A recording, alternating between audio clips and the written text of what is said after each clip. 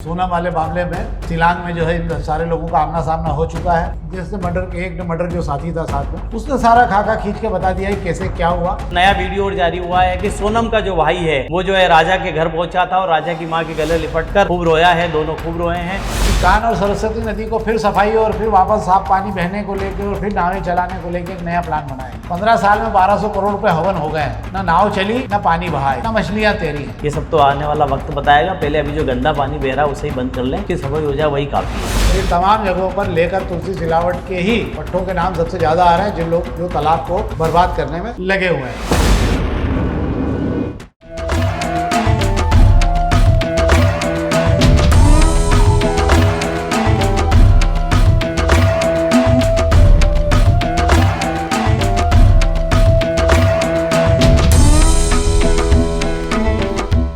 नमस्कार, शाम के अखबारों की चर्चा चाय के साथ।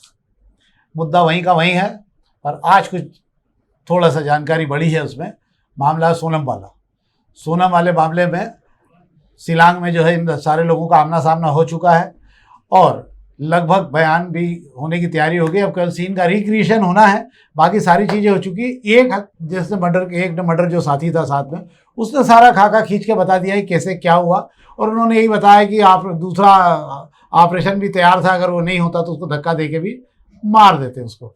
पर क्या है शेखर जी आगे डेवलपमेंट? आज का शिलांग से जो खबर आ रही है सोनम की जो राजा मर्डर केस को लेकर, कि सोनम और उसके जो चार मददगार साथी थे, जिसमें उनका आशिक राज भी था, इनको लेकर शिलांग पुलिस और जो है पुलिस वहां पर जो है पहुंच चुकी है और इनका सुबह आमना सामना भी करा दिया गया है। आमना सामना होते ही सोनम ने अपना जुर्म कबूल कर लिया है। ये खबरें आ रही है वहां से जो बता रही है। सबसे अच्छी बात है, जिस थाने पर इन्हों रखा गया है वहां पर फोर्स लगाया गया है, बाहर वहां पर सेना की तैनाती की गई है गेट पर। बाहर लोग जमा हो गए हैं, मेघालय के लोग, और मेघालय के लोगों की जो वहां से जो फीडबैक आ रहा है, वे लोग कह रहे हैं कि वे उस सोनम को देखने आए हैं जिस सोनम ने मेघालय का नाम जो है बदनाम किया हैगा। तो ये देख के लोग सिर्फ उस सोनम का चेहरा देखने के लिए थाने के बाहर जमा हो गए थे। कुल मिलाकर देखा जाए, और दिन में एक नया वीडियो और जारी हुआ है कि सोनम का जो भाई है वो जो है राजा के घर पहुंचा था और राजा की मां के गले लिपट कर खूब रोया है, दोनों खूब रोए हैं। और इतना भी बयान उसने दिया है कि जिसने गलत किया है उसे सजा मिलनी चाहिए। तो ये तो था आज का मामला। अब हम सीधे खबरों पर आते हैं। खबरों के मामले में आज हम दोपहर से शुरू कर रहे हैं। दोपहर के पहले पेज की खबर है जिस पर हम बात कर रहे हैं। बीबीसी ने एक बहुत बड़ा धमाका किया है। धमाका ये है कि महाकुंभ के अंदर मरने वालों की संख्या 100 के लगभग थी। उन्होंने जो तैयारी की और जो जानकारी एकत्रित की, उसमें 82 लोगों का उन्होंने रिकॉर्ड पूरा खंगाला और ये पाया कि इनके अंदर से केवल 37 लोगों का जो है सरकार ने दावा किया था कि 37 ही मरे हैं। बाकी लोगों के बारे में कहा था कि कोई ऐसा हादसा नहीं हुआ, जबकि बीबीसी की जानकारी जो निकाली गई उसमें एक जगह भगदड़ नहीं मची, 4 जगह भगदड़ मची थी। इसमें मरने वालों की संख्या 100 के लगभग उन्होंने कहा, पर बाकी लोगों के प्रमाण हमें नहीं मिले, ठोस जानकारी नहीं मिली। पर 82 लोगों की जानकारी जो उन्होंने अलग अलग राज्यों में जाके एकत्र की और उसके आधार पर आपको ये जान के आश्चर्य होगा कि भैया केवल 37 ही लोगों का आंकड़ा योगी सरकार ने क्यों जारी करा। उसका मूल कारण है कि अखिलेश यादव के कार्यकाल में रेलवे में एक मची भगदड़ थी, उसमें भी 36 से 37 ही लोग मरे थे। उसके आधार पर ही बराबर बताने के लिए उन्होंने ये वाला मामला रखा। पर जिन लोगों के साथ में अन्याय हुआ कि उनको 5 लाख रुपए देकर ये कहा गया कि आप तो बता देना कि आपके परिवार में जो है वो हादसे में किसी बीमारी से मरे हैं, या आप मत बोलना। क्या अंतर पड़ता अगर ये जो बचे हुए लोग हैं, अगर इनको भी 25-25 लाख की सहायता दी गई है जिन लोगों के नाम घोषित हुए गए, पर क्या फर्क पड़ता कि अगर 25 लोगों के नाम ज़्यादा भी हो जाते तो उनके पैसे मिलने में। खबरों की जो उम्र है आजकल बहुत छोटी हो गई है वो, और इसीलिए हम शायद उस पर जिस दिन पहले दिन हम जितना विचलित होते हैं, जैसे आज सोनम का मामला जितना पहले दिन विचलित किया था आज दूसरे दिन कम, तो आजकल खबरों की उम्र इतनी कम हो गई कि चौथे पांचवें दिन हम उसको भूल जाते हैं।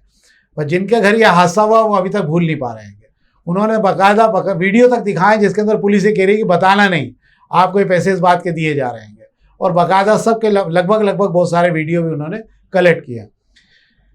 बीबीसी की दूसरी कार्रवाई है जिस पर यह हुआ। इसके पहले गुजरात के दंगों को एक बहुत बड़ी रिपोर्टिंग की थी उन्होंने प्रधानमंत्री नरेंद्र मोदी के खिलाफ। इसके बाद वहाँ ईडी और तमाम छापे पड़े थे। उसके बाद में बीबीसी ने कहा था कि अगर ऐसा होगा तो हम हिंदुस्तान से हमारा कामकाज समेट लेंगे।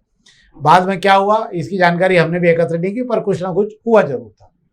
एक सर्वे है जो आज किया गया बिहार के चुनाव को लेके, और उस सर्वे में जो है सोशल मीडिया पे सर्वे ने बताया है कि राहुल और तेजस्वी की जोड़ी जो है वो 45% से ऊपर वोट ले जा रही है, जबकि नीतीश कुमार और प्रधानमंत्री नरेंद्र मोदी की लोकप्रियता जो है वो 35-36% से ज़्यादा नहीं होगी।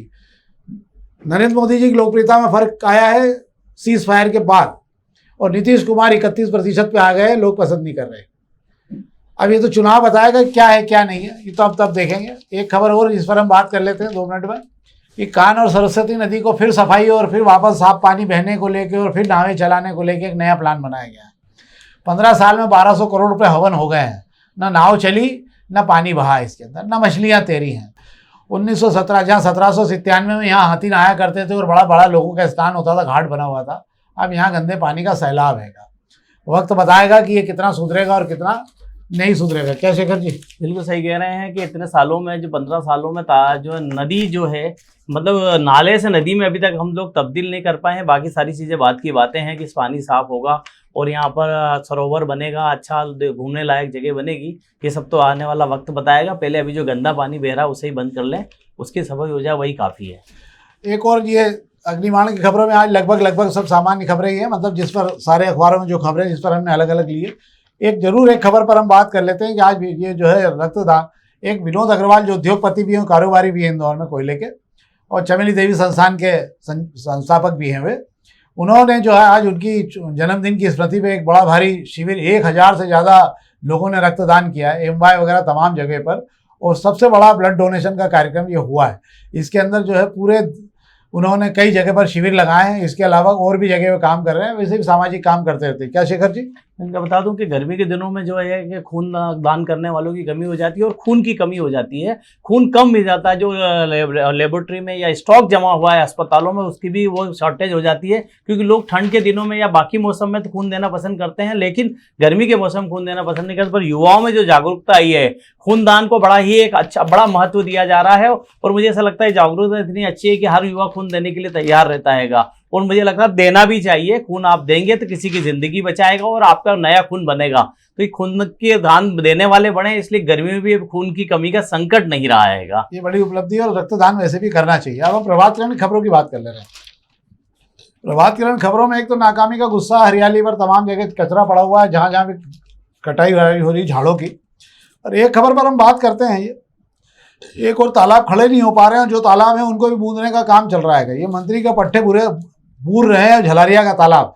झलारिया में एक छोटा तालाब है जिसकी जो है चैनल पानी की वैसी कम है, और उसको भी बंद करके कॉलोनी वालोनी काटना। क्या है शेखर जी पूरा मामला? झलारिया में जो तालाब पर कब्जे करने का खेल आज से नहीं काफी दिनों से चल रहा है। तालाब को पहले छोटा किया, अब तो खुलेआम जो है उसके ऊपर मिट्टी डालकर उस तालाब पर कब्जा किया जा रहा। कहीं धर्मशाला बन गई है, कहीं पर पक्के कब्जे हो गए हैं। तो ये जो खबर आप देख रहे हैं, सीधा सीधा मंत्री तुलसी सिलावट के पट्टों पर आरोप लगा है कि वे जो है कर रहे हैं। और यही मंत्री जी एक तरफ जो कनाड़िया तालाब के मुख्यमंत्री को लेकर गए थे, बावड़ी का जीर्णोद्धार दिखाया था और वह तालाब पे श्रमदान भी करवाया था। दूसरी तरफ उन्हीं के भट्टे, उन्हीं की विधानसभा में जो है तालाब पर कब्जा करके तालाब को जीमने की कोशिश कर रहे हैं, मतलब तालाब को खा रहे हैं। इसके अलावा भी तलावली चांदा तालाब पे भी यही आरोप है कि उनके द्वारा जो है किसी उनके एक साथी ने होटल बना दिए, जिसके कारण पानी का कैचमेंट एरिया लगातार कम हो रहा है, और वो 60-70 एकड़ का तालाब अब 20 एकड़ में रह गया है।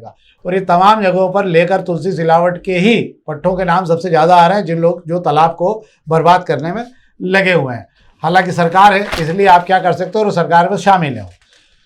अब हम पत्रिका की बात कर लेते हैं। पत्रिका की खबरों में आज महत्वपूर्ण खबरों में ये खबर जरूर है, बहुत अच्छी है, इसको देख लेते हैं। 28,000 में से 19,800 रेन वाटर हार्वेस्टिंग सिस्टम जो है शहर में लग गए हैं। जोन पर अफसरों को 600 से 2,500 सिस्टम लगाने का टारगेट दिया गया था। क्या माना जाए शेखर जी, उपलब्धि है कि अभी कुछ कम है? अभी इसको मैं उपलब्धि इसलिए नहीं कहूंगा कि अभी जो लक्ष्य दिया गया था 28,000 में से 19,800 ही लगेंगे, अभी काफ़ी और लगना बाकी हैंगे। और हालात ये हो गए हैं कि एनजीओ के कर्मचारी जो घर घर दस्तक दे रहे हैं, बड़े बड़े संस्थानों तक जा रहे हैं कि आप रेन वाटर हार्वेस्टिंग लगा लें। कई जगह ऑलरेडी लगे हुए हैं, जहाँ बड़ी इमारतों में बिल्डिंग है वहाँ तो ऑलरेडी वो लोग लगा चुके हैं। बचे हुए का लक्ष्य पूरा करने में जो है जोनल अफसरों के पसीने छूट रहे हैंगे। तो वजह है कि वक्त अब कम बचाएगा, कम वक्त में इतना पूरा लक्ष्य 28,000 का होता मुझे दिख नहीं रहा है। वाचर रिचार्ज सॉफ्ट की बात करें, जो शहर में जगह जगह जल भराव होता था, वहां पर 50 से 60 फीट बोरिंग कर कर पानी जमीन में उतारने का जो काम की इस बार 300 वाटर रिचार्ज सॉफ्ट बनाने थे, उसमें से 30-40 ही बन पाए हैंगे। तो अभी नगर निगम को अभी काफी बड़ा लक्ष्य हासिल करना बाकी है। हाँ, मुझे लगता है कि अब चूंकि बारिश का समय बिल्कुल दरवाजे पर आई गई है बारिश, और अगर उसके पहले मतलब अगर अभी 5-15 दिन में हो गया तो ये हो जाएगा, अन्यथा इसका जो है फिर कोई लाभ बहुत ज़्यादा मिलने की स्थिति नहीं रहेगी। अफसर भी यही इंतजार कर रहे हैं कि झट से बारिश आ जाए तो इनका काम अपने आप ही रुक जाएगा और वे भी शांति से बैठ जाएंगे। हाँ, ये एक अलग बात है, सबके पास तोड़ अपने अपने रहते हैंगे, तो ये तो अच्छी बात है। तो ये तो था आज हमारा कार्यक्रम जो हमने आपको संक्षेप में बताया। हम चाहेंगे कि आप इस कार्यक्रम को अधिक से अधिक लोगों तक पहुंचाएं। खबरें आज कोई विशेष ज़्यादा थी नहीं, जो भी खबरें थी सोनम की वो हमने आपको बता दी। कल फिर हम ताज़ा खबरों के साथ और ताज़ा कार्यक्रम के साथ कल आपसे फिर मुलाकात होगी। तब तक के लिए बहुत बहुत धन्यवाद।